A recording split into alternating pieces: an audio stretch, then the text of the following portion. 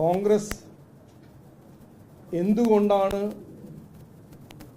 അവരുടെ രാഷ്ട്രീയ ലക്ഷ്യം എന്താണ്, അവരെന്തുകൊണ്ടാണ് രാഷ്ട്രീയത്തിൽ ഇറങ്ങുന്നത്, അവരുടെ രീതി, അവരുടെ രാഷ്ട്രീയത്തിനെക്കുറിച്ച് ഏറ്റവും നല്ല ഉദാഹരണമാണ് പാലക്കാട്. ഇവിടെ എത്ര കൊല്ലമായിട്ട് ഒരു വ്യക്തി അദ്ദേഹത്തിൻ്റെ സ്വഭാവം, അദ്ദേഹത്തിൻ്റെ പെരുമാറ്റമെല്ലാം അറിയുന്ന കോൺഗ്രസ് പാർട്ടി ജനങ്ങളുടെ തലയിൽ, സാധാരണ പാലക്കാടിൻ്റെ നല്ല ജനങ്ങളുടെ തലയിൽ MLA ആയി കെട്ടിവെച്ചു. ഞാൻ വ്യക്തിയെ കുറിച്ചൊന്നും പറയാൻ പോകുന്നില്ല. പക്ഷെ അതിന് പിന്നിലുള്ളൊരു രാഷ്ട്രീയം, അതിൻ്റെ പിന്നിലുള്ളൊരു രാഷ്ട്രീയ സംസ്കാരം, ഇവർ ജനങ്ങൾ അവസരം തരുമ്പോൾ അഴിമതി, ജനങ്ങളെ ചൂഷണ, എക്സ്പ്ലോയിറ്റേഷൻ മാത്രമേ ഇതുവരെ ചെയ്തിട്ടുള്ളൂ. ഈ MLA ഒരു ഉദാഹരണം.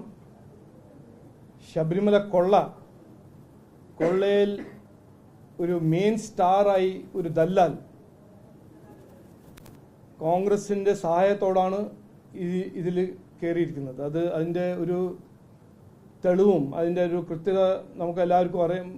കഴിഞ്ഞ 4-5 ദിവസമായിട്ട് ഫോട്ടോസ് എല്ലാം നിങ്ങളെല്ലാം കണ്ടിട്ടുണ്ട്. അപ്പോൾ അത് കോൺഗ്രസ് UDF 8 മന്ത്രിമാരുണ്ടായിരുന്നു കോൺഗ്രസിൽ നിന്ന്, കേരളത്തിൽ നിന്ന്. UPA സർക്കാരിൻ്റെ 10 കൊല്ലം അവർ നാടിന് വേണ്ടി ഒന്നും ചെയ്തില്ല. ഒരു കോൺട്രിബ്യൂഷനും ഇന്ന് അവരോട് ചോദിച്ചാലും അവർക്ക് കണ്ടുപിടിക്കാൻ പറ്റില്ല. പക്ഷേ ഭീകരമായ അഴിമതി ഡൽഹിയിൽ നടത്തി, ഇവിടെ അവസരം കിട്ടിയപ്പോൾ ഇവിടെയും നടത്തി. ഇതാണ് അവരുടെ സംസ്കാരം, അവരുടെ രാഷ്ട്രീയ സംസ്കാരം, അവരുടെ രാഷ്ട്രീയ ലക്ഷ്യം. മറുവശത്ത് അവരുടെ ഇന്ത്യ അലയൻസ് പാർട്ട്ണറായ CPM പണ്ടുകാലത്ത് അഴിമതി കോൺഗ്രസിൻ്റെ ഫോർട്ടേ ആയിരുന്നു, കോൺഗ്രസിൻ്റെ മൊണോപ്പൊളി ആയിരുന്നു.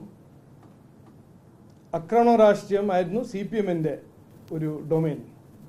പക്ഷെ ഇന്ന് അഴിമതിൻ്റെ ഡൊമെയിനിലും CPM പറയുന്നു, അല്ല ഞാൻ കോൺഗ്രസ് അങ്ങനെ ആ റേസിൽ ആദ്യം മുമ്പോട്ട് പോകണ്ട, ഞങ്ങൾ അതിൻ്റെ ഒരു ക്ലോസ് കോമ്പറ്റീഷനിലാണ്. അപ്പോൾ എവിടെ നോക്കിയാലും ഏത് മുനിസിപ്പാലിറ്റി കോർപ്പറേഷൻ LDF ഭരിക്കുന്ന മുനിസിപ്പാലിറ്റി കോർപ്പറേഷൻ നോക്കിയാൽ അഴിമതി, കുറ്റകരമായ അനാസ്ഥ, കഴിവില്ലായ്മ, ഇൻകോമ്പറ്റൻസ്, ഇതാണ് LDF തരുന്നത്.